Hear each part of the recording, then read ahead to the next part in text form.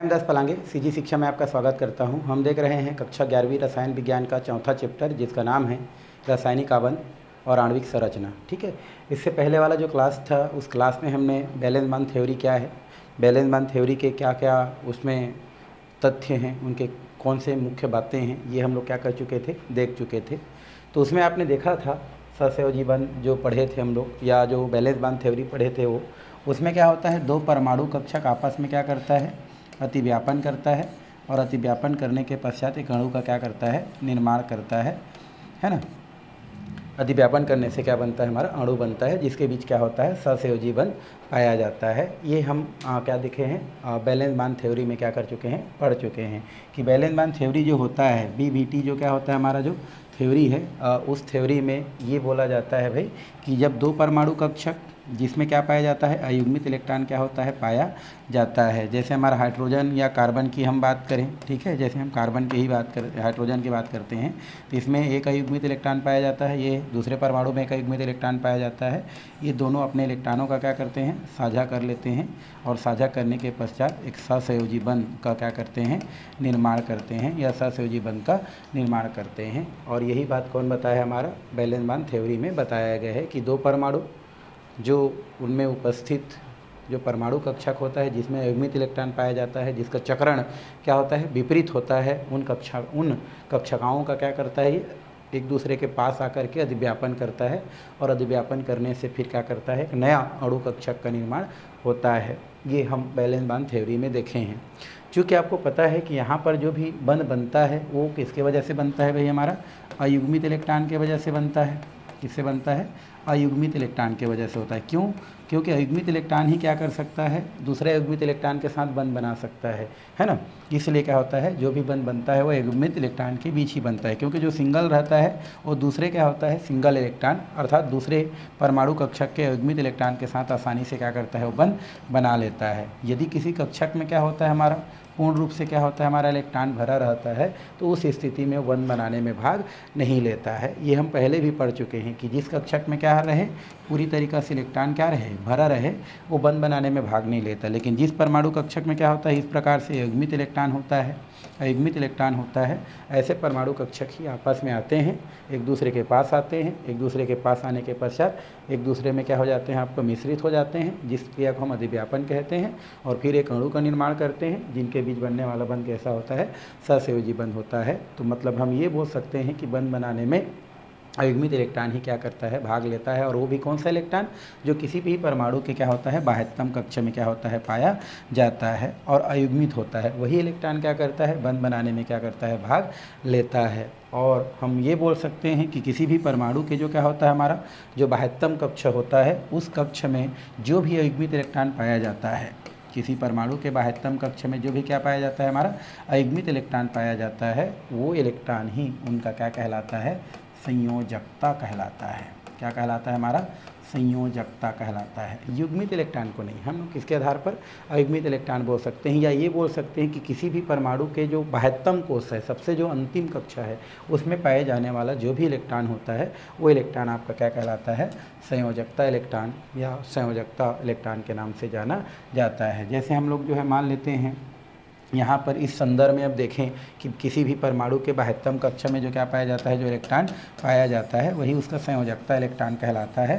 तो इसके आधार पर हम कुछ उदाहरण क्या कर सकते हैं, यहाँ पर देख सकते हैं, है ना, और फिर उसको आगे क्या करते हैं, समझने का क्या करते हैं, प्रयास करते हैं। तो जो चीज़ बताना था, छोटा छोटा चीज़ जो पहले आप पढ़ चुके हैं, उसको हमने यहाँ पर क्या कर दिया, बता दिया। और देखते हैं अब संयोजकता जो हमारा इलेक्ट्रॉन होता है, उसके आधार पर कुछ कुछ तत्व है ना, जो कि किस किस प्रकार का संयोजकता प्रदर्शित करता है, उसको हमको देखना है। क्योंकि संयोजकता तो यही बोलता है ना, संयोजकता क्या कहता है कि किसी भी परमाणु के जो बाह्यतम कोश होता है, उस बाह्यतम कोश में जो भी इलेक्ट्रॉन पाया जाता है, वही इलेक्ट्रॉन उनकी क्या कहलाता है, संयोजकता इलेक्ट्रॉन कहलाता है। तो उसके आधार पर देखें तो यहाँ पर क्या होता है, हमारा जो बेरिलियम है, एक हमारा क्या है, बोरान है, और एक हमारा क्या है, कार्बन है। अगर इसकी बात करें तो उस स्थिति में अंतिम इलेक्ट्रॉन में जैसे बेरिलियम का परमाणु क्रमांक कितना होता है, 4 होता है। बेरिलियम का परमाणु क्रमांक कितना होता है भाई, 4 होता है। बोरान का 5 होता है, और जो कार्बन होता है इसका कितना होता है, 6 होता है। तो उसके बेस पे मैं देखूं तो इसके अंतिम के इलेक्ट्रॉन कितना कितना आएगा, इसके में अंतिम में 2 इलेक्ट्रॉन आएगा, ठीक है। उस स्थिति में हम देखें तो इसमें अंतिम में 3 आएगा, और इस स्थिति में अगर मैं देखूं तो इसमें अंतिम में कितना हो जाएगा, 4 इलेक्ट्रॉन आएगा। बट इसको इलेक्ट्रॉनिक विन्यास के आधार पर देखूं मैं, ये कितना हो जाएगा 1s2, ये हो जाएगा 2s2। इसकी बात करूं मैं तो इसमें आपका क्या हो जाएगा भाई, इसका आपका हो जाएगा आपका 1s2, और इसका हो जाएगा 2s2, और ये हो जाएगा 2p1। इसको हम क्या कर सकते हैं, देख सकते हैं, इसको समझते रहना भाई, ठीक है। ये 1s2 हो गया, ये हो गया 2s2, और ये हो गया 2p1, ठीक। और अगर मैं लास्ट वाला की बात करूं तो लास्ट वाला में हम क्या कर सकते हैं, देख सकते हैं, ये होता है हमारा 1s2, ये होता है 2s2, और ये होता है 2p2। अब इसको हम अगर किसके आधार पर देखें, पूरा कक्षा के आधार पर देखें तो इसमें पहला कक्षा जो होता है इसमें आपका 2 इलेक्ट्रॉन है। इसका भी देखा जाए 2s में, इसका 2s में 2 इलेक्ट्रॉन है, 1s में 2 इलेक्ट्रॉन है, ठीक है। अगर हम इसकी बात करें तो इसमें कितना है हमारा, 1s में 2 इलेक्ट्रॉन, और 2s में बात करें तो 2 इलेक्ट्रॉन है, ठीक है। और 2p में अगर मैं बात करूं इसी का, तो 2p में आपका 2 इलेक्ट्रॉन यहाँ पर पाया जा रहा है। और लास्ट कार्बन की अगर मैं बात करूँ, किसकी बात करूँ, कार्बन की, तो कार्बन के आधार पर देखेंगे तो कार्बन के हमारा 1s में इलेक्ट्रॉन देखेंगे तो 2 इलेक्ट्रॉन, और 2s में इलेक्ट्रॉन देखेंगे तब भी कितना है हमारा 2 इलेक्ट्रॉन, और 2p में अगर हम बात करेंगे तो इसमें भी कितना है हमारा 2 इलेक्ट्रॉन। तो इस प्रकार से आपको इस स्थिति में क्या होता है, आपको क्या होता है, बेरिलियम का, बोरान का और कार्बन की स्थिति देखने को मिलता है। ये हो गया हमारा बेरिलियम का, ये तीनों आपका क्या हो गया, बोरान का, और ये तीनों हो गया आपका कार्बन का। तो आप देख रहे हैं कि इनमें अयुग्मित इलेक्ट्रॉन की जो संख्या है जो कि उनकी संयोजकता को प्रदर्शित करता है, और जो बाह्यतम कोष में पाया जाता है वही उनकी संयोजकता कहलाता है। तो उस आधार पर देखें तो इसमें तो कोई अयुग्मित इलेक्ट्रॉन नहीं है, इस आधार पर बोल सकते हैं इनकी संयोजकता कितना होता है, 0 होता है। इसमें हम बात करें तो 2 ही अयुग्मित इलेक्ट्रॉन है, देखो एक अयुग्मित इलेक्ट्रॉन और ये दूसरा अयुग्मित इलेक्ट्रॉन, तो इसके आधार पर बोल सकते हैं कि इनकी संयोजकता कितना होना चाहिए, 2 होना चाहिए, या 2 होता है।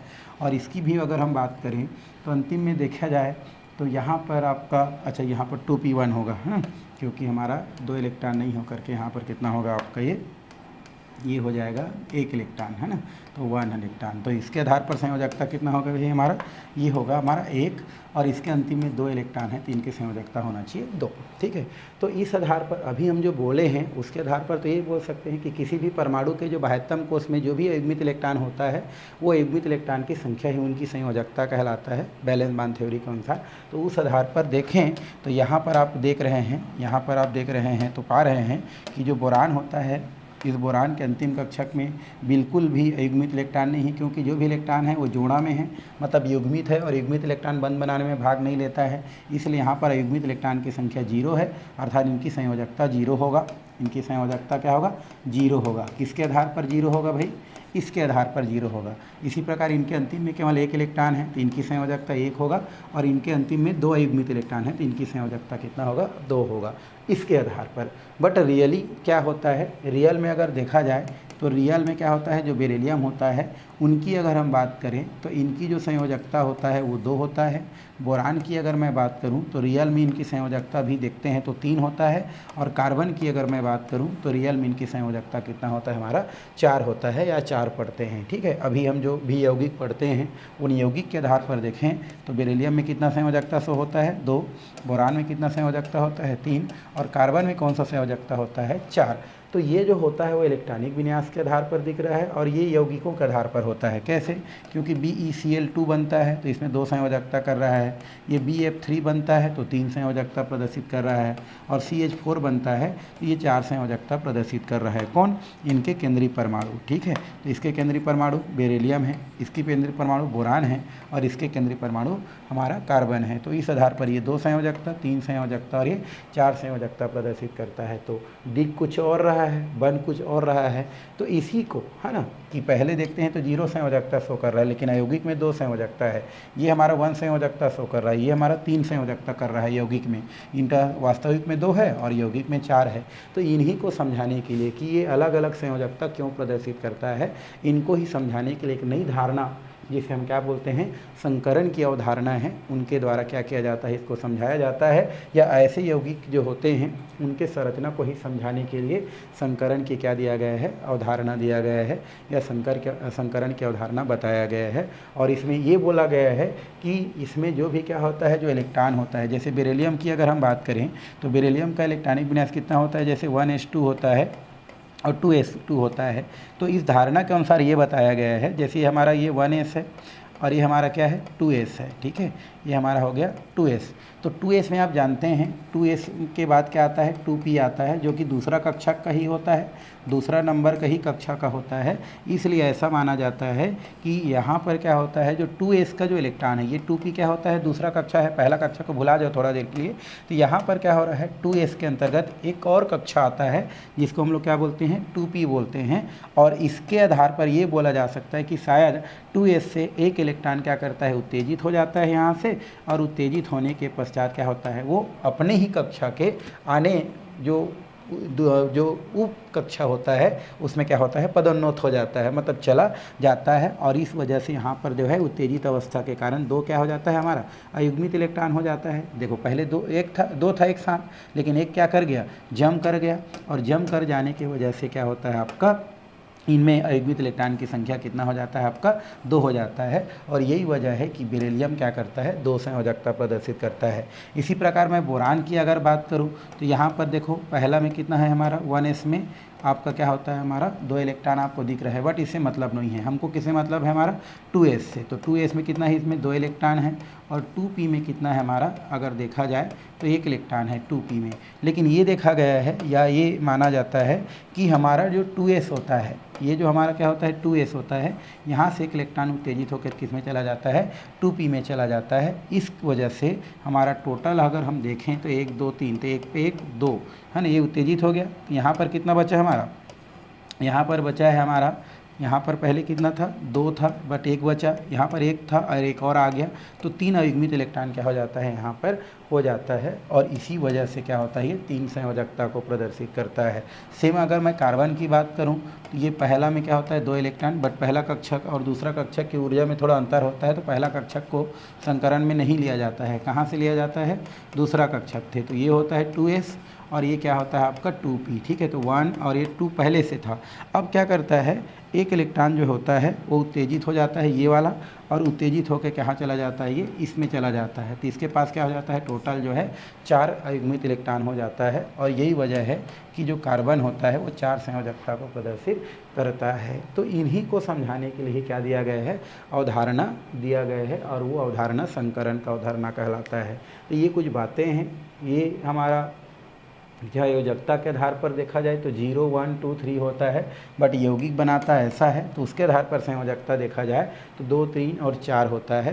तो ये 2 3 4 क्यों होता है, उनको समझाने के लिए संकरण की अवधारणा क्या किया गया है, दिया गया है। और इसमें ये बताया गया है कि इसमें क्या होता है, 2 समान ऊर्जा के जब परमाणु कक्षक होते हैं, 2 समान ऊर्जा के जब क्या होते हैं, परमाणु कक्षक होते हैं, तो एक परमाणु कक्षक से इलेक्ट्रॉन क्या होता है, उत्तेजित होकर के अपने ही, है ना, कक्षक के अंतर्गत आने वाला जो दूसरा उपकक्षक होता है उसमें क्या हो जाता है, चला जाता है। और चले जाने से उसमें युग्मित इलेक्ट्रॉनों की संख्या बढ़ जाता है, और वही युग्मित इलेक्ट्रॉन की संख्या के आधार पर फिर उनकी संयोजकता 2 3 4 या जो भी है 5 6 ये सब क्या किया जाता है, पढ़ा जाता है। लेकिन हाँ, याद रखें कि हमेशा क्या होता है, हमारा जो भी इलेक्ट्रॉन उत्तेजित होगा वो समान कक्षकों में होता है। जैसे 2s 2p में जाएगा, ठीक है, या 3s वाला है 3s के वाला 3p में जा सकता है, 3d में जा सकता है, तो समान कक्षा में ही क्या हो सकता है, वो जा सकता है। जैसे अगर हम बात करते हैं 1s का और हम बात करते हैं 2s का, तो 1s का इलेक्ट्रॉन 2s में नहीं जा सकता है, बट 2s का इलेक्ट्रॉन 2p में जा सकता है, क्योंकि दोनों का कक्षा क्या है, सेम है। तो सेम कक्षा वाले जो भी क्या होता है, हमारा जो परमाणु कक्षक होता है, उनमें क्या हो सकता है, इलेक्ट्रॉन जो है आपस में क्या कर सकता है, जम कर सकता है। तो वो अवधारणा ही क्या कहलाता है, आपका संकरण कहलाता है, संकरण कहते हैं। तो मैंने इतने सारे बात बताया है ना, ये बात खाली आपको क्या करना है, समझने के लिए है।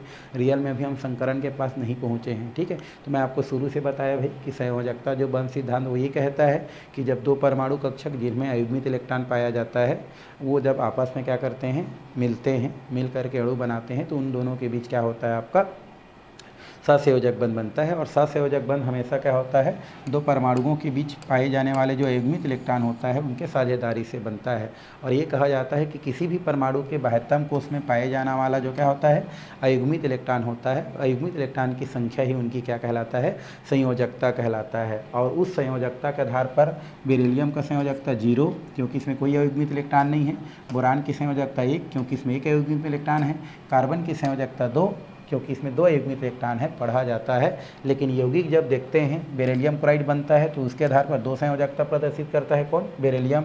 बोरान की बात करें तो 3 संयोजकता प्रदर्शित करता है यौगिक में, और कार्बन की बात करें तो यौगिक में 4 संयोजकता प्रदर्शित करता है। तो वो क्यों प्रदर्शित करता है, इसको जब सोचा गया, उसको जब देखा गया, है ना, और उसी के लिए क्या दिया गया, संकरण की अवधारणा दिया गया। और संकरण की अवधारणा में बताया गया कि अगर कोई परमाणु क्या होता है, हमारे कक्षक है, और उन दोनों परमाणु कक्षक की ऊर्जा अगर समान है या एक जैसा परमाणु कक्षक अगर हैं, तो उसमें क्या होता है, एक परमाणु कक्षक से इलेक्ट्रॉन उत्तेजित होकर के क्या हो जाता है, दूसरे परमाणु कक्षक में क्या हो जाता है, जा सकता है या चला जाता है। और ये जा करके फिर आपस में मिल करके एक अणु कक्षक का या उतने ही नए कक्षक का क्या करता है, निर्माण करता है। वही आपका क्या कहलाता है, संकरण कहलाता है या संकरण कहते हैं। जैसे इसमें हम बोल सकते हैं कि 2s का इलेक्ट्रॉन किस में जा रहा है, 2p में जा रहा है। तो यहाँ पर बोल सकते हैं कि संकरण की जो अवधारणा होता है उसमें समान ऊर्जा वाले जो क्या होते हैं, परमाणु कक्षक होते हैं। जैसे 2s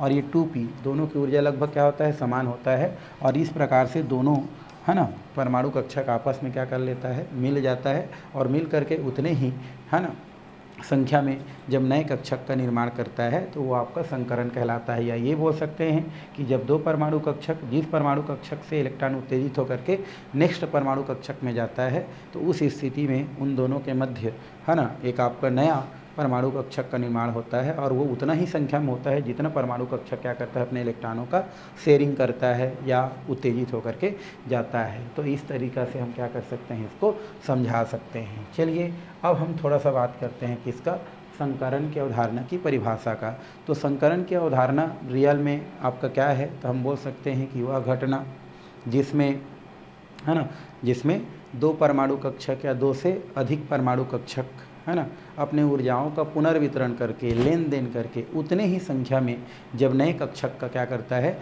निर्माण करता है, तो वही आपका क्या कहलाता है, संकरण कहलाता है। जैसे ये है 1s 2p के साथ क्या कर रहा है, आपका ऊर्जाओं का पुनर्वितरण कर रहा है, इलेक्ट्रॉनों का लेन देन कर रहा है, और उतने ही संख्या में आपका क्या बना रहा है, आपका नए कक्षक का निर्माण कर रहा है, तो वही आपका संकरण कहलाता है। तो चलिए थोड़ा सा हम किसके पास चलते हैं, संकरण के पास क्या करते हैं, चलते हैं। तो संकरण का उदाहरण तो ये हो गया। अब परिभाषा हमको क्या करना है, लिखना है भाई, ठीक है। तो कहाँ से चलते हैं, यहाँ से। मैं थोड़ा सा इसको यहाँ से परिभाषा लिखना स्टार्ट कर देता हूँ, ठीक है, क्योंकि यहाँ स्पेस नहीं दिख रहा है आपको, ठीक है। चलिए, तो संकरण क्या होता है, घटना होता है जिसमें दो या दो से अधिक समान ऊर्जा वाले जो परमाणु कक्षक होते हैं, वो परमाणु कक्षक, है ना, आपस में मिल करके उतने ही नए जब क्या करते हैं, परमाणु कक्षक का निर्माण करते हैं, वही आपके क्या कहलाते हैं, संकरण कहलाते हैं, ठीक है। तो मैं यहाँ से संकरण को क्या कर देता हूँ, लिख देता हूँ। संकरण होता क्या है ये हमको देखना है। तो वह घटना जिसमें समान ऊर्जा वाले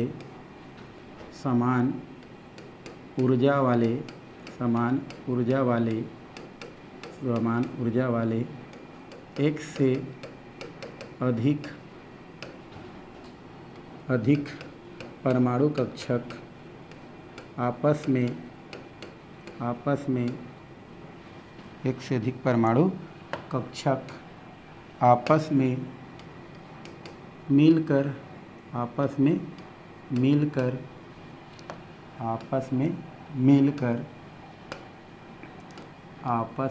मिलकर अपने ऊर्जाओं का पुनर्वितरण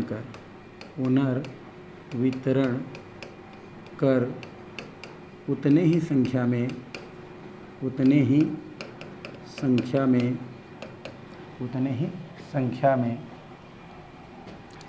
में समान ऊर्जा के समान ऊर्जा के नए परमाणु कक्षक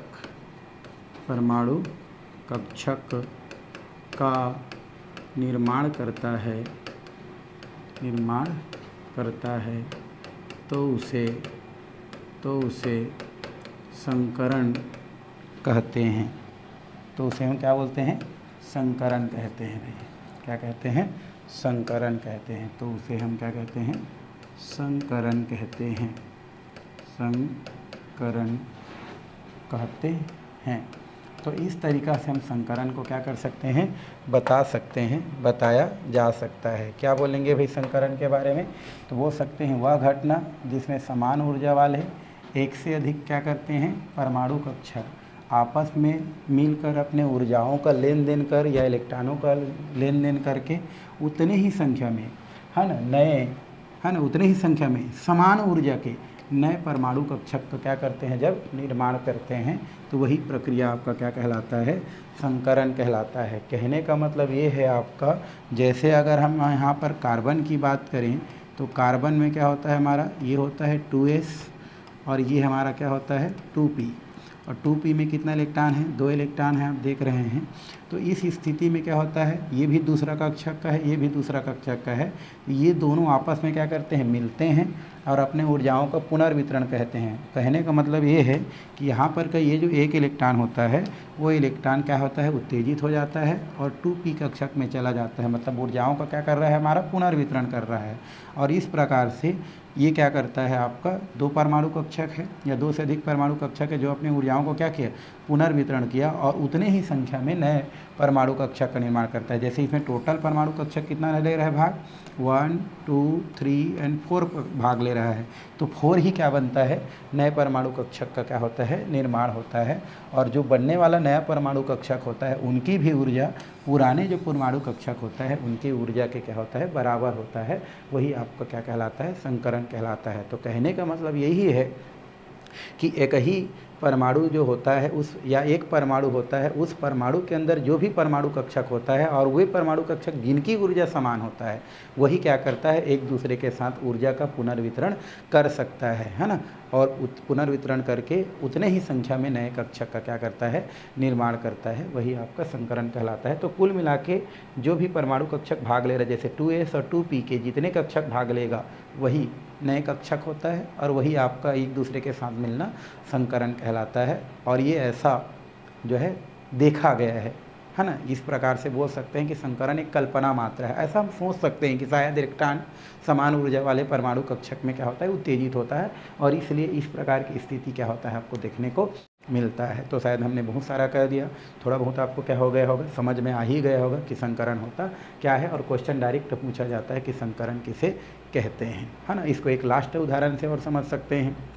जैसे मान लीजिए हमारा जो है पहले वाला ये पुराना घर है। क्या है? हमारा पुराना घर है और ये हमारा क्या है? नया घर है।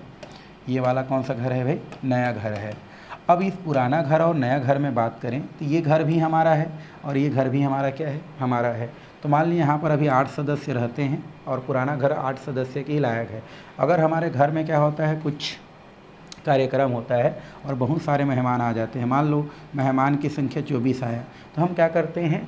क्योंकि घर तो ये नया वाला भी हमारा है, तो हम क्या करते हैं? ये जो हमारे पास जो मेहमान आए हैं उसको हम क्या कर देते हैं? उस नए घर में क्या कर देते हैं? शिफ्ट कर देते हैं। क्यों? क्योंकि वो भी हमारा घर है, ये भी हमारा घर है। तो इन दोनों घरों के बीच में जो क्या होता है? हमारा ऊर्जा का जो क्या होता है? आदान प्रदान होता है, लेन देन होता है ना। तो वो जो है वो या दोनों के घर में जो भी सदस्यों की संख्या होता है, यहाँ पर 8 और 24 आए हैं तो हमारे घर के ही हैं, तो उन दोनों को मिलाने से जो क्या होता है? संख्या बनता है, वो आपका क्या होता है? टोटल संख्या होता है। तो ऐसे ही क्या होता है? हमारे रसायन में होता है जिनमें समान ऊर्जा वाले जो क्या होते हैं? परमाणु कक्षक होते हैं। जैसे 2s का ऊर्जा 2p के ऊर्जा के लगभग समान होता है, तो इन दोनों में इलेक्ट्रॉनों से आ जा सकता है और आ जाने से उनके बीच क्या हो जाता है? एक प्रकार से बंध बन जाता है, दिव्यापन बन जाता है। और जितना जो भी उसमें कक्षक भाग लेता है वो उनका क्या कहलाता है? संकरण को क्या करता है? प्रदर्शित करता है। तो चलिए अब हम आगे चलते हैं। संकरण के कुछ क्या है? नियम हैं। ठीक है, तो ये हमको देखना है। संकरण के क्या देखेंगे? नियम। और शर्तें। तो संकरण के नियम और शर्तें होता क्या है उसको हमको देखना है। तो यहाँ पर लगभग 4-5 शर्तें आपको क्या किया गया है, दिया गया है। पहला दिया है कि संकरण में किसी एक परमाणु के, है ना, एक ही कक्षक क्या कर सकता है, परमाणु के ही कक्षक क्या कर सकते हैं, भाग ले सकते हैं। कहने का मतलब ये है कि संकरण जो होता है उस संकरण में एक ही परमाणु कक्षक में जो समान ऊर्जा वाले परमाणु कक्षक हैं वही भाग ले सकते हैं, है ना। मतलब एक ही परमाणु होगा लेकिन उस परमाणु में और जो क्या होंगे, परमाणु कक्षक होंगे, वही भाग ले सकता है। जैसे अगर यहाँ पर हम उदाहरण की बात करें तो उदाहरण में जैसे हम लोग ले लेते हैं किसका, नाइट्रोजन का। नाइट्रोजन का परमाणु क्रमांक कितना होता है, 7 होता है। तो इसका इलेक्ट्रॉनिक विन्यास 1s2 2s2 2p कितना होगा हमारा, ये 3 हो जाएगा। तो इसमें 2 प्रकार के परमाणु कक्षक हैं। देखो कितने परमाणु कक्षक है हमारा, 2 प्रकार का। कौन कौन से हैं भाई, इसको देखो। तो यहाँ पर परमाणु कक्षक एक पहला कक्षक है और एक दूसरा कक्षक है। तो ये हमारा पहला परमाणु कक्षक हो गया और ये दूसरा हो गया। ये अंतिम वाला को शो कर रहा है और ये फर्स्ट वाला को शो करता है। तो इसमें कौन भाग लेता है, इसमें केवल 2s और 2p ही क्या कर सकता है, भाग ले सकता है। और चूँकि ये दोनों हमारा नाइट्रोजन परमाणु के अंदर ही है ना, इस कारण से ये दोनों ही क्या करता है, भाग लेता है। इसमें 1s जो है भाग नहीं लेता है। क्यों, दोनों की ऊर्जा में क्या आ जाता है, अंतर आ जाता है। तो जो भी प्रक्रिया होगा किसमें किसमें होगा, केवल 2s और 2p में ही ये जो है प्रक्रिया होता है। तो इसलिए लिखा गया है कि संकरण में किसी एक परमाणु के ही कक्षक क्या कर सकते हैं, भाग ले सकते हैं। दूसरे परमाणु इसमें नहीं आते हैं भाई, ठीक है। वो सिर्फ जुड़ने के लिए आएंगे, अतिव्यापन के लिए आएंगे, लेकिन संकरण में भाग नहीं लेंगे, ठीक है। दूसरा, संकरण में ना आधा भरा हुआ, पूरा भरा हुआ, आंशिक भरा हुआ जो भी कक्षक होता है वो भाग ले सकता है। भाग ले सकता है कहने का मतलब ये आधा भरा हुआ है, ये भी भाग ले सकता है। जो पूरा भरा हुआ है वो भी भाग ले सकता है, क्योंकि उत्तेजित करेंगे तो आधा हो जाएगा या आंशिक हो जाएगा। तो संकरण में कोई भी क्या कर सकता है, कक्षक भाग ले सकता है। भरा वाला, अर्ध भरा वाला, आंशिक भरा वाला, कोई भी क्या कर सकता है, भाग ले सकता है। इसको आपको क्या करना है, ध्यान में रखना है, बताना है, ठीक है। ये हमारा 2 पॉइंट हो गया। तीसरा पॉइंट की बात करें तो संकरण में जो भाग लेने वाले जो भी कक्षक होते हैं उनकी ऊर्जा लगभग क्या होता है, समान होता है। संकरण में जो भी कक्षक क्या होगा, भाग लेगा, उनकी ऊर्जा लगभग क्या होता है, समान होता है या समान होना चाहिए। जैसे इसमें देख रहे हैं आपका 1s जो होता है और 2s जो होता है और 2p होता है। तो ये पहला कक्षा है और ये दूसरा कक्षा है। तो पहला कक्षक की ऊर्जा कम होता है, दूसरा कक्षक की ऊर्जा ज़्यादा होता है। तो दूसरा कक्षा में जो भी कक्षक आएगा वही क्या कर सकता है, संकरण में भाग ले सकता है, ठीक है। और संकरण में जितने कक्षक भाग लेते हैं उतने ही संख्या में नए संकरित कक्षक बनते हैं। 3 कक्षक भाग ले रहा है तो 3 ही परमाणु कक्षक बनेगा नया वाला। 2 भाग ले रहा है तो 2 बनेगा, 3 भाग ले रहा है तो 3, 4 भाग ले रहा है तो 4 बनेगा। तो जितना संकरण में परमाणु कक्षक भाग लेगा उतना ही नए कक्षक का क्या होगा, निर्माण होगा, ठीक है। उसके बाद दिया है संकरित कक्षकों की ऊर्जाएं लगभग क्या होता है, समान होता है, ठीक है। मतलब हम बोल सकते हैं कि जो भी नया संकरित कक्षक बनता है उस संकरित कक्षक की ऊर्जा जो होता है वो ऊर्जा आपका जिनसे वो बना है उनके ऊर्जाओं के क्या होता है, समान होता है। तो इस प्रकार से कुछ कुछ चीज़ें जो कि नियम हैं वो लिखा जा सकता है। और भी इसमें हम क्या कर सकते हैं, चाहेंगे तो नियम लिख सकते हैं। संकरण के द्वारा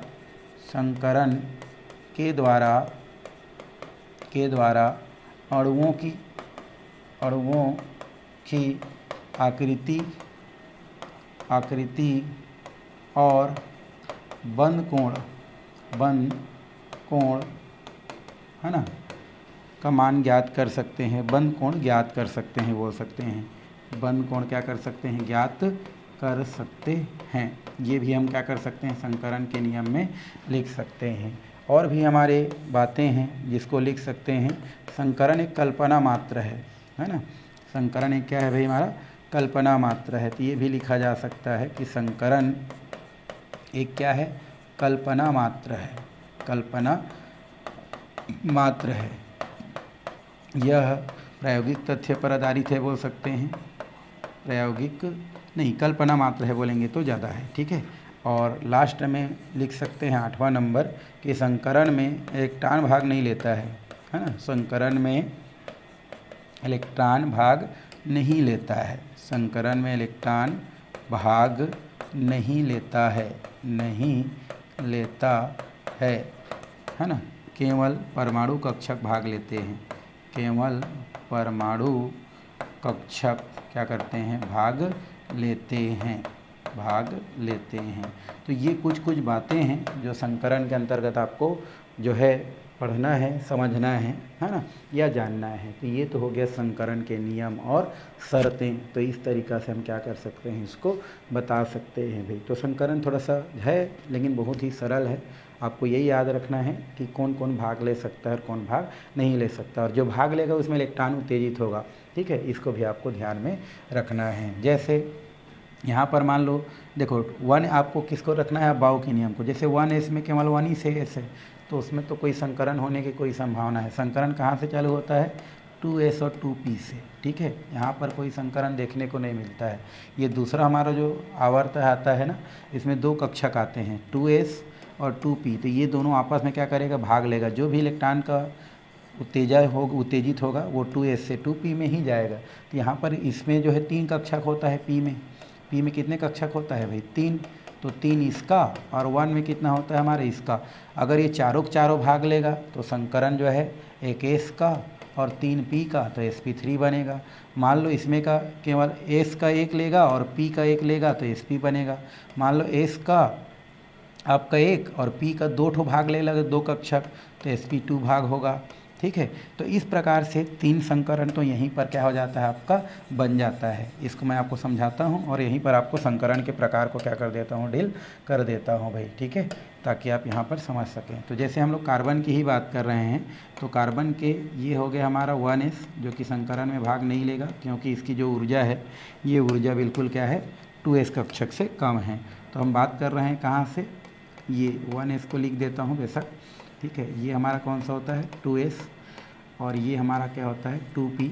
ये हो गया 2p 1 2, ठीक है, ये 1 और 2। बट इलेक्ट्रॉन क्या हो जाता है, इसमें से उत्तेजित हो जाता है।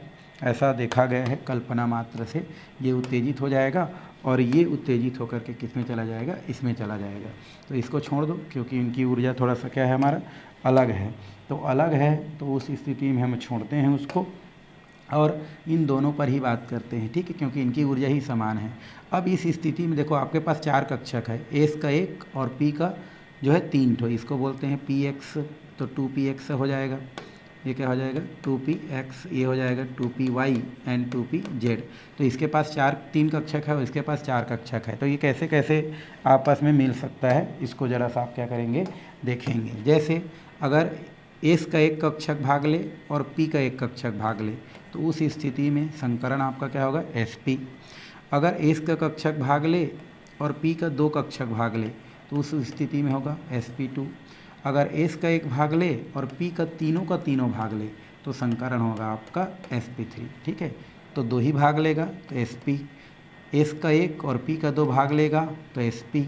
अगर एस का एक भाग लेगा और पी का तीनों भाग लेगा तो संकरण कैसा होगा, sp3। तो इस प्रकार से 2s में 3 प्रकार का संकरण बनता है। दूसरा कक्षा में 3 प्रकार का संकरण बनता है, ठीक है, sp, sp2 और sp3। अगर मैं आगे चले जाता हूँ, मान लो मैं किसके पास चला गया आगे, जो है नाइट्रोजन के पास चलता हूँ मैं, ऑक्सीजन के पास, ठीक है।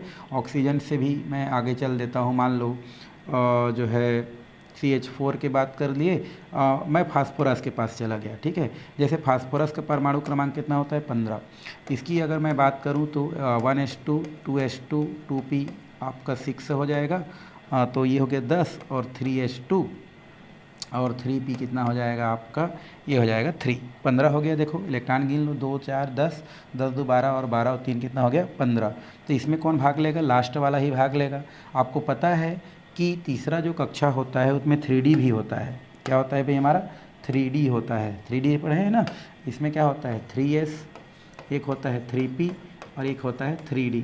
तो ये सब के सब क्या कर सकता है, तीसरा वाला जो कक्षा है उसमें तीनों को तीनों क्या कर सकता है, भाग ले सकता है, भाग लेता है, क्योंकि इसमें 3 कक्षक है ना, 3s 3p। तो आपको देखो 3s तो दिख रहा है, 3p भी दिख रहा है, इसमें क्या होता है 3D होता है जो कि अभी 0 है, लेकिन तीनों क्या कर सकता है, यहाँ पर भाग ले सकता है। कैसे, देखो 3s में कितना इलेक्ट्रॉन है हमारा, 1, 3p में कितना इलेक्ट्रॉन है, 3, ठीक है, 1 2 और ये 3। और 3D बिल्कुल क्या है, खाली है, 3D बिल्कुल क्या है, खाली है, लेकिन है तो एक ही कक्षा का, ये 3p है और ये 3s है। जो अर्धपूरित होता है वो इलेक्ट्रॉन उत्तेजित नहीं करता है भाई, ये भी याद रखेंगे, ठीक है, वो ऐसा को ऐसा रहता है। तो उस स्थिति में 3s से एक इलेक्ट्रॉन क्या होता है आपका, उत्तेजित हो जाता है, ठीक है, और उत्तेजित होकर के वो कहाँ चला जाता है, उत्तेजित होकर ये चला जाता है 3d के पास। तो कितना युग्मित इलेक्ट्रॉन हो गए, देखो 1 2 3 4 और ये 5 युग्मित इलेक्ट्रॉन हो जाता है। और 5 युग्मित इलेक्ट्रॉन हो जाने के कारण हमारा पीस जो होता है वो 5 ठो अन्य यौगिक के साथ क्या करता है, क्रिया करता है। और क्रिया करने के बाद वो क्या करता है, 5 संयोजकता को प्रदर्शित करता है। तो उस स्थिति में आप देख रहे हैं कि यहाँ पर कितने कक्षक भाग ले रहे हैं, कितने कक्षक भाग ले रहे हैं। एस का 1 भाग ले रहा है ना, पी का पूरा 3 भाग ले रहा है, तो ये हो गया sp3। अगर डी का 1 कक्षक भाग लेगा तो ये हो जाएगा sp3d, क्योंकि sp3 तक कर चुके हैं। अब डी कक्षक का एक और भाग ले लिया तो संकरण कैसा हो गया, sp3d हो गया। मान लो एक और कक्षक इसमें का भाग ले लेगा तो हमारा संकरण कैसा हो जाएगा, sp3d2 हो जाएगा। और मान लो एक और कक्षक भाग लेगा तो यहाँ पर संकरण कैसा होगा, sp3d3 हो जाएगा। तो इस प्रकार से और भी क्या हो जाते हैं, यहाँ से संकरण प्राप्त हो जाते हैं। कौन कौन से भाई, तो यहाँ से आपका एक संकरण बन रहा है, कौन सा, एक बन रहा है हमारा sp3 तो पहले से है। अगर d का 1 कक्षक और भाग ले ले तो sp3 पहले से है। d का 2 भाग ले तो sp2, और अगर 3d कक्षक भाग ले तो sp3d3 संकरण को क्या करता है, प्रदर्शित करता है। तो इस आधार पर अभी देख रहे हैं तो बहुत सारा संकरण आपको क्या हो रहा है यहाँ पर देखने को मिल रहा है। ये पहला sp संकरण, दूसरा sp2 संकरण, तीसरा sp3 संकरण, चौथा sp3d संकरण, पांचवा sp3d2 संकरण और छठवा है हमारा sp3d3 संकरण। और भी बहुत सारे संकरण होते हैं बट उन संकरणों को जिक्र अब इस लेसन में नहीं करेंगे।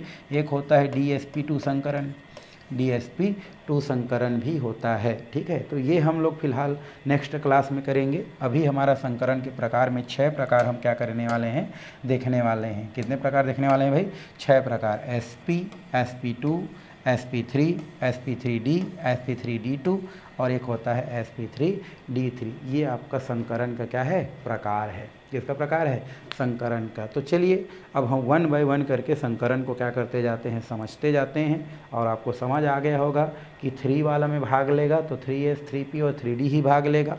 4s में जाएगा तो 4s 4p 4d 4f भाग लेगा, बट वो f तक हम लोग जाते नहीं हैं। और s वाला में भाग लेगा, इसमें s और p में तो केवल s और p ही भाग लेगा, ठीक है। पहला कक्षक कभी भाग नहीं लेता, अंतिम कक्षक में जो भी आएगा वही क्या करेगा, आपका भाग लेगा। तो इसको आपको ध्यान रखना है और उसी में इलेक्ट्रॉन उत्तेजित करना है। एक लास्ट चीज़ ये है कि हम जितना भी केमिस्ट्री में पढ़ते हैं, जो भी थ्योरी, वो उदाहरण से समझते हैं, ठीक है। लेकिन संकरण एक पहला ऐसा टॉपिक है जो हम उदाहरण को समझने के लिए संकरण का प्रयोग करते हैं भाई, ठीक है। उदाहरण को समझने के लिए संकरण का प्रयोग करते हैं, मतलब उदाहरण को समझने के लिए परिभाषा का उपयोग करते हैं, ठीक है। ये है, जैसे कहने का मतलब ये है कि ये जो CH4 बना है, कौन बना है हमारा, CH4 बना है, CH4। ये जो CH4 बना है वो क्यों बना है, इसको समझने के लिए हम संकरण पढ़ते हैं, ना कि संकरण को CH4 से समझते हैं, ठीक है। तो CH4 बना कैसे, CH4 बना कैसे, इसको समझने के लिए हम संकरण पढ़ते हैं। BF3 बना कैसे, ये समझने के लिए संकरण पढ़ते हैं। BeCl2 बना कैसे, ये समझने के लिए हम संकरण पढ़ते हैं। क्यों, क्योंकि ये बन रहा है तो यही संयोजकता डिसाइड कर रहा है। तो ऐसा क्यों बन रहा है, तो शायद उसमें इलेक्ट्रॉन उत्तेजित होने से ही इस प्रकार की स्थिति निर्मित होता है। तो इनको समझने के लिए हम लोग संकरण का क्या करते हैं, प्रयोग करते हैं। तो चलिए संकरण को हम लोग उदाहरण के आधार पर समझते हैं, या उदाहरणों को संकरण के आधार पर समझते हैं, जिसमें पहला संकरण आपका दिया है sp संकरण, है ना। अर्थात इसमें एक s कक्षक और एक p कक्षक ही क्या करता है, भाग लेता है। तो उसे हम क्या कहते हैं, sp संकरण कहते हैं। तो लिख सकते हैं कि वह संकरण जिसमें एक s कक्षक और एक p कक्षक क्या करता है, भाग लेता है, उसे क्या बोलते हैं, sp संकरण कहते हैं। और लंबा खींचना चाहते हैं तो खींच सकते हैं भाई, ठीक है। तो वह संकरण जिसमें एक एस कक्षक और एक पी कक्षक क्या करता है, भाग लेता है। और लंबा लिखेंगे तो लिख सकते हैं भाई, पी कक्षक अपने ऊर्जाओं का पुनर्वितरण करके उतने ही नए कक्षक का निर्माण करता है, तो उसे हम संकरण कहते हैं। ठीक है, तो वह संकरण जिसमें एक एस कक्षक और एक पी कक्षक अपने ऊर्जाओं का पुनर्वितरण करके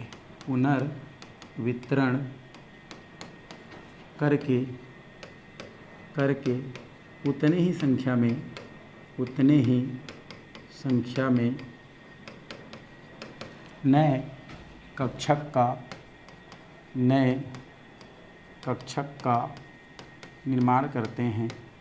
निर्माण करते हैं, उसे एसपी संकरण कहते हैं।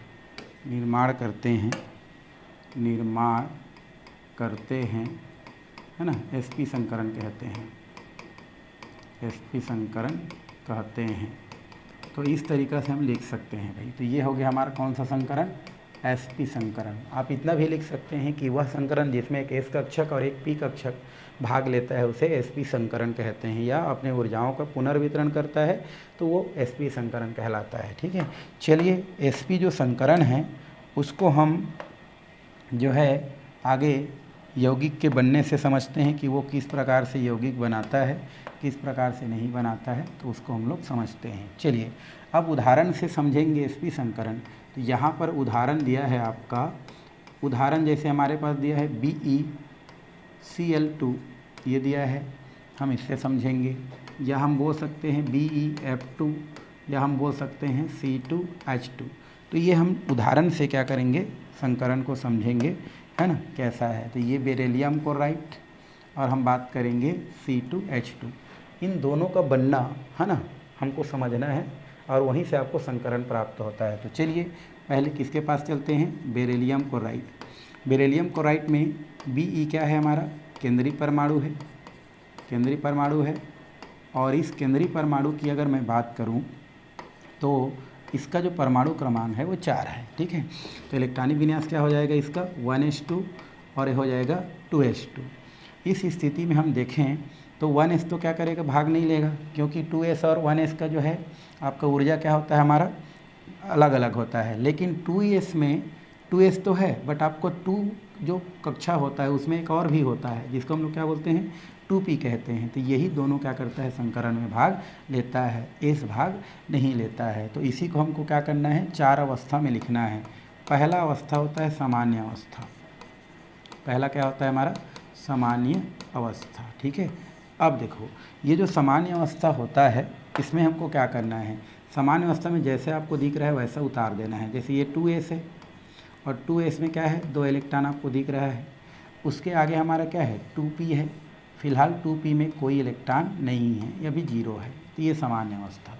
अब चूंकि आपको क्या करना है, इस टाइप का यौगिक बनाना है तो 2 जगह खाली करना पड़ेगा। क्यों, क्योंकि क्लोरीन जो होता है वो 2 ठो है और दोनों क्लोरीन बेरिलियम से आके क्या कर रहा है, जुड़ रहा है। मतलब क्लोरीन को आने के लिए आपको क्या करना है, जगह प्रोवाइड कराना है। क्योंकि अभी तो जगह 3 खाली है, बट वो किसके साथ बंध बनाएगा, क्लोरीन का मान लो एक इलेक्ट्रॉन आ रहा है, दूसरा इलेक्ट्रॉन आ रहा है, तो 2 क्लोरीन आ रहा है, तो उन दोनों क्लोरीन के लिए इलेक्ट्रॉन तो उपलब्ध कराना पड़ेगा ना भाई, तभी तो जा करके बेरिलियम क्लोराइड बनेगा, है ना। बात समझ आ रहा है, हमको हमारा यौगिक क्या बना है, BeCl2 बना है।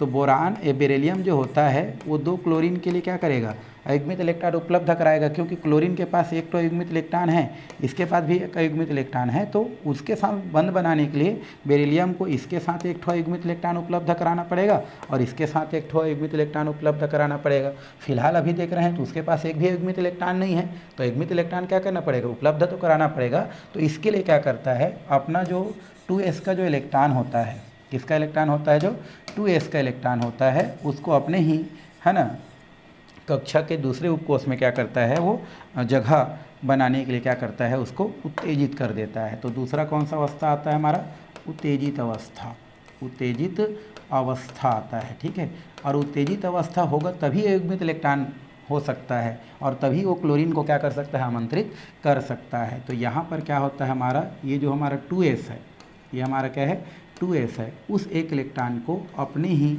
दूसरे उपकोष में अपने ही कक्षा के दूसरे उपकोष अर्थात 2p में एक इलेक्ट्रॉन को क्या कर देता है, भेज देता है। तो ये हो गया 2p, और आप जानते हैं इसको 2px 2py और इसको 2pz के नाम से लिखते हैं। अब देखो दो जगह खाली हो गया, दो जगह क्या हो गया, खाली हो गया, अर्थात अब 2 क्लोरीन को क्या कर सकता है, आमंत्रित कर सकता है और बेरिलियम क्लोराइड का क्या कर सकता है, निर्माण कर सकता है। तीसरा जो अवस्था होता है उसको बोलते हैं संकरित अवस्था।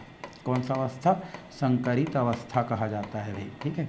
अब ये जो संकरित अवस्था होता है, इस संकरित अवस्था में क्या होता है, इसको हम सेम टू सेम लिख देते हैं, इसमें कुछ नहीं करते हैं, ठीक है। यहाँ पर 1 इलेक्ट्रॉन और यहाँ पर दूसरा इलेक्ट्रॉन, ये हो गया आपका 2s का और ये हो गया 2p का। कितने कक्षक भाग ले रहा है उसको देखो, फिर संकरण अपने आप यहाँ से बन गया। तो s का कितना भाग ले रहा है, 1, p का कितना भाग ले रहा है, 2, मतलब 1, तो संकरण यहाँ पर क्या होता है आपका sp संकरण होता है, और इसको इस प्रकार से dot dot dot dot dot dot line से इसे घेर दिया जाता है। अब दो जगह खाली है तो लास्ट कौन सा अवस्था होगा, अतिव्यापित अवस्था, अतिव्यापन अवस्था। और अतिव्यापन अवस्था में क्या आता है, 2 क्लोरीन आता है, किनके पास, बेरिलियम के पास, 1 और 1 2, 1 और 1 2, ये हो गया 2p और ये हो गया आपका 2s। अब दो जगह खाली हो गया है तो 2 क्लोरीन के लिए जगह खाली है। अब 2 क्लोरीन क्या होता है, आसानी से आके बेरिलियम के साथ जुड़ सकता है। तो ये आता है इस प्रकार से, ठीक है। ये दूसरा इलेक्ट्रॉन आया और ये दूसरा इलेक्ट्रॉन आया, कि कौन है हमारा, क्लोरीन है, ये हमारा क्या है, क्लोरीन है, और वो बोरान के साथ जुड़ गया, क्योंकि जितना भी हम लोग स्थिति बताए हैं वो सब बोरान का है। दो जगह खाली हो गया और 2 क्लोरीन आके उससे क्या हो गया, जुड़ गया, और इस तरीक़ा से बेरिलियम क्लोराइड क्या हो गया, बन गया। तो इसको समझने के लिए हम लोग क्या करते हैं, इतना सारा खेल खेलते हैं, और तब जाके यहाँ पर हमको संकरण प्राप्त होता है। तो हम बोल सकते हैं Be जो Cl2 होता है उसमें संकरण कैसा होता है, यहाँ पर sp संकरण क्या होता है, पाया जाता है, sp संकरण होता है। कौन सा संकरण होता है भाई, यहाँ sp संकरण होता है। तो सब में आपको संकरण दिखेगा। अब दो जगह खाली हो गया, क्लोरीन आके क्या हो गया, जुड़ गया, और क्लोरीन जुड़ गया, मतलब यहाँ पर बेरिलियम क्लोराइड बन गया। तो इसी का बनना तो हमको समझना था, है ना, कि बेरिलियम क्लोराइड कैसे बना है, तो वो ऐसे ही बना है, और उसी को हम लोग संकरण से समझते हैं, या यहाँ पर संकरण आपका sp संकरण आता है। तो ये हो गया आपका उसकी स्थिति। अब इस संकरण में हम क्या करते हैं, इसकी कुछ संरचना देखेंगे, और संरचना के अलावा बंद कोण देखेंगे, कुछ प्रकृति देखेंगे, ये सब देखना है। तो कैसा होगा, क्योंकि इसमें कितने कक्षक भाग ले रहे हैं भाई, देखो 2 ही कक्षक भाग ले रहे हैं, है ना, किसका, बेरिलियम का। ये हमारा हो गया बेरिलियम। अब बेरिलियम के कितने कक्षक भाग ले रहे हैं, 2 कक्षक, ठीक है ना। तो वो भी p कक्षक भाग ले रहे हैं। तो मान लो मैं इसको यूँ कर देता हूँ, इसको यूँ कर देता हूँ, ये बेरिलियम के 2 कक्षक क्या कर रहा है, भाग ले रहा है sp संकरण में, ठीक है। अब ये क्या करता है, ये हमारा हो जाता है क्लोरीन, और ये क्लोरीन के एक क्लोरीन के साथ, और यहाँ पर ये दूसरा क्लोरीन, ये हमारा क्या कर देता हूँ मैं इसको, दूसरा क्लोरीन, ठीक है। ये हमारा दूसरा क्लोरीन, ये दूसरा क्लोरीन के साथ ये इस प्रकार से क्या हो जाता है, जुड़ जाता है। अर्थात यहाँ पर बीच में बेरिलियम है, इस साइड क्या है, क्लोरीन है, इस साइड क्या है, हमारा क्लोरीन है। तो आपका जो संरचना कैसा दिख रहा है, रेखीय दिख रहा है। ये देखो यहाँ से कैसा दिख रहा है, हमारा रेखीय दिख रहा है। ये हमारा कौन सा संकरण है, sp, ये क्या है sp, ये क्या है sp, ये क्या है sp संकरण। और संरचना कैसा दिख रहा है भाई, रेखीय दिख रहा है। इसलिए इसका जो है संरचना की अगर मैं बात करूं तो कैसा होता है, इसका संरचना रेखीय होता है। संरचना कैसा हो गया, इसका रेखीय होता है। रेखा टिप पे दिख रहा है ना, सरपट ऐसे करके। तो ये संरचना कैसा होता है, आपका रेखीय होता है। अगर हम बॉन्ड एंगल की बात करें, किसकी बात करें, बॉन्ड एंगल, तो ये आपका कितना होता है, 180 अंश होता है, क्योंकि टोटल आपका कितना होता है, 360 होता है। तो आधा कितना होगा भाई, 180 अंश को क्या करता है, प्रदर्शित करता है। तो यहाँ पर बंद कोण कितना होता है हमारा, ये होता है 180 अंश का बंद कोण को क्या करता है, प्रदर्शित करता है। कितना अंश का, 180 अंश के बंद कोण को दर्शाता है, ठीक है। तो आपका संरचना हो गया, बंद कोण हो गया, है ना। साथ में एक प्रकृति आता है, क्या आता है हमारा, प्रकृति। प्रकृति की अगर बात करें तो प्रकृति कैसे निकालते हैं, प्रकृति निकालते हैं जितना कक्षक संकरण में भाग ले रहा है उसको 100 से क्या कर देते हैं, भाग देते हैं। जैसे इस संकरण में कितना भाग ले रहा है हमारा, 2 भाग ले रहा है, तो 2 से भाग देंगे तो कितना हो जाएगा, 2 पंचे 10, मतलब 50% होता है, ठीक है। तो यहाँ पर इस संकरण को बनाने में S का कितना योगदान है, 50%, कितना परसेंट 50, और P का भी कितना परसेंट है 50%, क्योंकि दो ही भाग ले रहा है तो इसका 50% और उसका 50% होता है। और अगर हम बात करें इसके संकरण का, तो इसमें संकरण आपका कितना होता है, आपका SP संकरण होता है। कौन सा संकरण, SP। तो इतना आपको क्या करना पड़ता है, लिखना पड़ता है ना, बताना पड़ता है। हाँ, एक चीज़ और भी, बंद कोण हमेशा क्या होता है, इसमें कुछ स्थिति की वजह से चेंज होता है। आप कहीं भी पढ़ेंगे, चाहे कॉलेज में पढ़ें चाहे कहीं भी पढ़ें, इसमें हमेशा इसका बंद कोण इतना ही आता है, कोई चेंज नहीं होता है। एक चीज़ और है, बंद कोण को निकालने का एक और तरीका है हमारा, और वो कौन सा तरीका है मैं आपको यहीं पर बता देता हूँ। वो ये है, आपने पढ़ा है सिग्मा बंद और आपने पढ़ा है पाई बंद, ठीक है। सिग्मा बंद और जो पाई बंद होता है, आपने सिग्मा बंद क्या है, पाई बंद क्या है, ये पढ़ चुके हैं। आपको ये याद रखना है कि कोई भी जब क्या होता है, परमाणु जब आपस में क्या करता है, जुड़ता है, तो वो डबल बॉन्ड से, ट्रिपल बॉन्ड से या तो सिंगल बॉन्ड से क्या करता है, जुड़ता है। तो उस स्थिति में आपका क्या होता है, जैसे single bond carbon, double bond carbon और ट्रिपल बॉन्ड कार्बन है, या कार्बन जैसे और परमाणु हैं, तो हमेशा जो सिंगल बॉन्ड होता है उसमें सिग्मा बंद होता है। कौन सा बंद, सिग्मा बंद होता है। उसको आपको क्या करना है, ध्यान में रखना है, ठीक है भाई। कौन सा बंद होगा, सिग्मा। जिसमें डबल बॉन्ड होगा ना, तो एक सिग्मा होता है और एक क्या होता है, पाई होता है। और अगर जिसमें ट्रिपल बॉन्ड हो तो एक सिग्मा और दो क्या होता है, पाई होता है। ये याद रखना है आपको, ये क्या करना है, आपको याद में रखना है कि सिंगल बॉन्ड में हमेशा सिग्मा बंद, डबल बॉन्ड में एक सिग्मा एक पाई बंद, ट्रिपल बॉन्ड में दो पाई एक सिग्मा बंद। तो इस प्रकार से बंद क्या होता है, आपका बनता है या बनने को बंद देखने को मिलता है। तो इसके आधार पर भी संकरण निकाला जा सकता है। कैसे, तो इसमें पकड़ा जाता है किसको, सिग्मा बंद को। किसको, सिग्मा बंद को। जैसे हम बेरिलियम की बात करें तो बेरिलियम की संयोजकता 2 है, तो इधर इधर क्या हो जाएगा, एक क्लोरीन और एक क्लोरीन। अभी देखो दोनों के बीच कौन सा बांध है, सिंगल बांध है, कोई इसमें युग्मित इसमें जोड़ा में कोई इलेक्ट्रॉन नहीं है। तो यहाँ पर एक सिग्मा बनेगा और यहाँ पर एक सिग्मा बनेगा, तो सिग्मा की संख्या कितना है, 2 है। अब संकरण के आधार पर इसको जमा दो, तो एक एस का और एक पी का, दो ही कक्षक हो रहा है, क्योंकि सिग्मा बंद इसमें 2 आ रहा है, तो संकरण में भी परमाणु कक्षक कितना आ रहा है, 2, इसलिए इसमें संकरण कैसा होता है, sp होता है, ठीक है। मतलब जितना सिग्मा होगा उसको आप संकरण जितना भी 7 प्रकार बताया हूँ उसके आधार पर फीड कर दो सिग्मा बंद को गिन के, तब भी संकरण क्या हो जाता है, प्राप्त हो जाता है। जिसमें 2 आ रहा है तो एक एस का और एक पी का, तो संकरण बन गया। मान लो इसका संख्या 3 आता तो sp2, तो वो sp2 हो जाता है। तो इस तरीक़े से संकरण को क्या किया जाता है, बताया जाता है। तो ये पहला जो sp संकरण है वो हम बेरिलियम क्लोराइड के बनने से क्या कर सकते हैं, समझ सकते हैं। चलिए इसी में एक और उदाहरण को हम लोग देख देते हैं, ठीक है। बाद में उसको और फिर से नहीं देखेंगे, यहीं पर आ रहा है तो उसको निपटा देते हैं, ठीक है। वो है हमारा C2H2। कौन सा है हमारा, C2H2। अब ये जो C2H2 होता है इसका सामान्य नाम जो है एथाइन बोलते हैं। अभी आप जो है इतना ही जान लें, ये एथाइन है, इसको एसिटिलीन भी कहा जाता है। क्योंकि इसमें कार्बन की संख्या कितने बार है भाई, देखो 2 बार है, एक कार्बन और 2 कार्बन, और दोनों के साथ एक हाइड्रोजन हम दे सकते हैं। तो एक कार्बन की अगर मैं बात करूं तो ये जैसे एक कार्बन है, एक कार्बन का परमाणु क्रमांक 6 होता है, तो 1s2 और 2s2 और 2p कितना होगा हमारा, 2 होगा, ठीक है। अब उत्तेजित अवस्था में क्या होगा भाई, ये हमारा एक इलेक्ट्रॉन, इसमें से एक इलेक्ट्रॉन उत्तेजित होकर के 2p में क्या हो जाएगा, चला जाएगा। तो ये कितना हो जाएगा, 1 2 3, ये कितना हो गया, एक कार्बन का।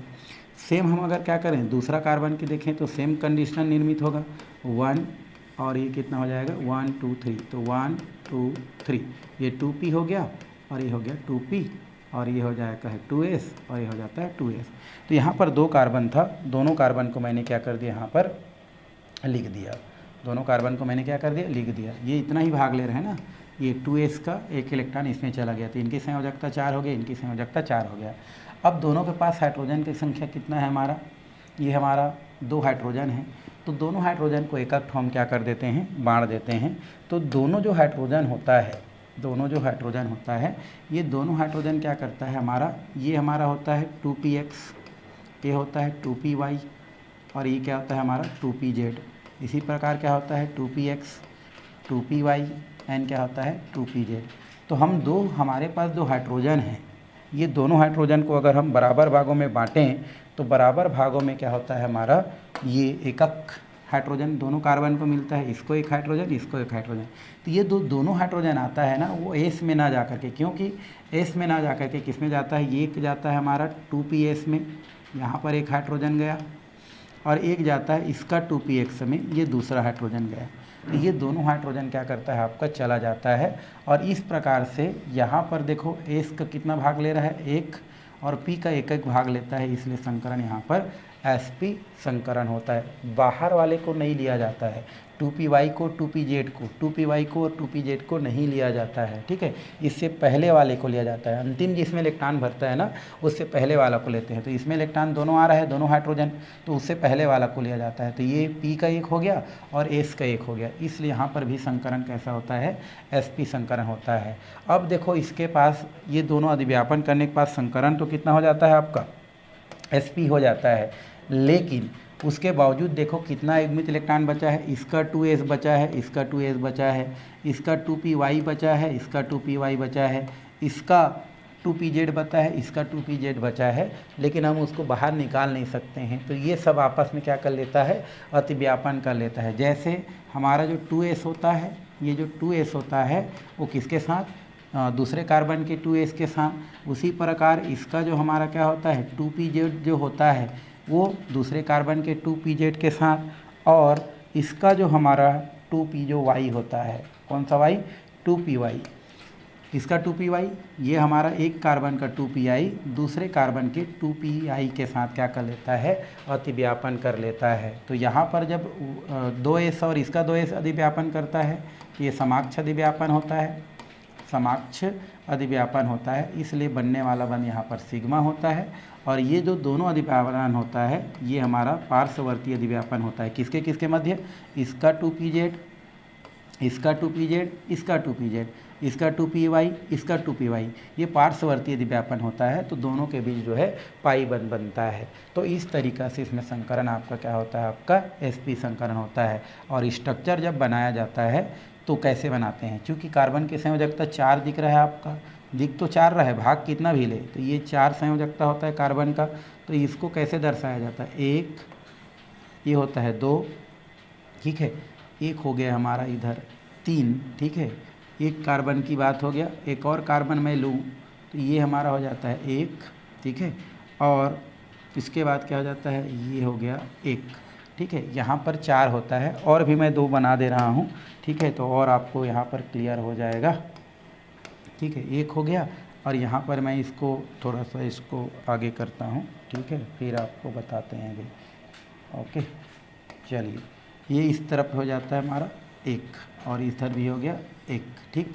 अब ये हमारा 1 हो गया, ये हमारा, ये देखो इसको ऐसे पढ़ते हैं, ये हमारा 1, ये 2, ये पूरा, ये एक ऊपर से नीचे 1 पढ़ते हैं, यहाँ पर इन दोनों को अलग अलग पढ़ते हैं तो 1 2 पढ़ते हैं, ठीक है। तो ये आपका हो गया ये, ठीक है, ये हो गया आपका ये, इस प्रकार। अब देखो और भी मैं आपको छाप के बता देता हूँ पहले, फिर आपको ये समझ में आएगा। ये हम ले लेते हैं कहाँ से, यहाँ से, ठीक है, ये हो गया इस प्रकार से, और इसी प्रकार से मैं कर देता हूँ यहाँ पर, ठीक है। तो यहाँ पर क्या होता है आपका, ठीक है, ये थोड़ा सा ख़राब दिख रहा है, एक बार मैं इसको और चित्र को क्या कर देता हूँ, बना देता हूँ भी, ठीक है, फिर आपको क्लियरली समझ में आ जाएगा क्या कह रहा है, ठीक है। तो एक कार्बन ये हो गया, तो इस कार्बन का 1 और 1 2, और ये हो गया 3, ये 4। एक और कार्बन का हम देखेंगे तो ये 1 2 3 4, ठीक है। अब हम क्या करते हैं, इसमें एक और हम ले लेते हैं जो है इसमें। तो इसमें क्या होता है हमारा, ये मैंने, ये हो गया और ये हो गया, इसी प्रकार ये और ये हो गया ए। अब आप देख रहे हैं कैसे होगा, देखो ये होता है 2s और 2s, एक कार्बन का 2s दूसरे कार्बन के 2s के साथ क्या कर रहा है, अतिव्यापन कर रहा है। तो यहाँ पर कौन सा बंध बनेगा, सिग्मा बंध, ठीक। अब देखो आगे क्या होता है, इसके साथ एक हाइड्रोजन जुड़ रहा है, देखो ये वाला, तो ये है कि हमारा हाइड्रोजन हो गया, इसके साथ एक हाइड्रोजन जुड़ रहा है तो ये भी हाइड्रोजन हो गया। तो यहाँ पर भी बंध बनेगा वो सिग्मा बंध, क्योंकि सिंगल है, ठीक है। अब यहाँ पर क्या होता है, ये हमारा हो जाता है 2p, क्या हो गया हमारा, ये हो गया y, और ये क्या हो गया 2py, ठीक है। ये पूरा, ये जो पीला कलर में दिख रहा है पूरा 2py है, ये भी पूरा 2py है। ये जो आपका दिख रहा है ये हमारा क्या होता है, ये होता है 2px, ये हो जाता है 2p, ये z हो गया और इसको भी हमने क्या कर देते हैं 2pz होता है, ठीक है। तो यहाँ पर देखो इसका 2pz, इसका 2pz, इसका 2py अधिव्यापन करता है। तो उस अधिव्यापन को कैसे दर्शाते हैं, तो उस अधिव्यापन को दर्शाया जाता है, कैसे टाइप का दर्शाते हैं, ये देखो ऐसा, ये दोनों आपस में क्या करेगा, इस प्रकार से अतिव्यापन करेगा, ये पाई बंध का निर्माण करता है। कौन सा बंध, पाई बंध का। उसी प्रकार एक और हमारा जो बचा है एक्स वाला वाई वाला, उसको हम लोग क्या करते हैं, बंध बनाते हैं। कैसा वाला, देखो ये दोनों ये और इधर बचा है ए, ये भी किसका करता है, आपका पाई बंध का क्या करता है, निर्माण करता है। तो इस प्रकार से क्या बनता है, स्ट्रक्चर बनता है। और इस प्रकार से इसमें कितना सिग्मा और कितना पाई बनता है उसको मैं यहाँ पर क्या कर रहा हूँ, बता रहा हूँ, ठीक है। ये हमारा कौन सा बंध बना है, पाई बंध।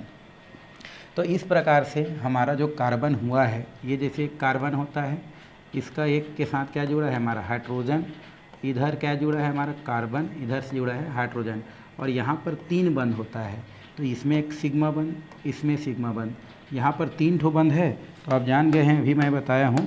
तो इसमें आपका क्या होता है, आपका एक सिग्मा और 2 पाई बंध का क्या होता है, यहाँ पर निर्माण होता है। तो इस यौगिक में टोटल सिग्मा देखें तो टोटल सिग्मा कितना होता है हमारा 3, और पाई बंध की बात करें तो इसका निर्माण होता है 2। तो ये इसी को हम क्या कर सकते हैं, इस तरीक़ा से दर्शाते हैं। क्यों, क्योंकि पी की आकृति कैसा होता है, डमलाकार होता है, जिसमें से ये क्या करता है, आपका भाग लेता है। तो पूरा देखो, ये पीला वाला एक ठोक हमारा कक्षक को शो करता है, ये वाला एक कक्षक को शो करता है, एक हाइड्रोजन के साथ जुड़ा है वो करता है, और एक इस कार्बन के साथ जुड़ा है तो एक को पूरा करता है। तो टोटल 4 कक्षक हो गए, देखो 1 2 3 और इसके लेके कितना हो जाता है 4।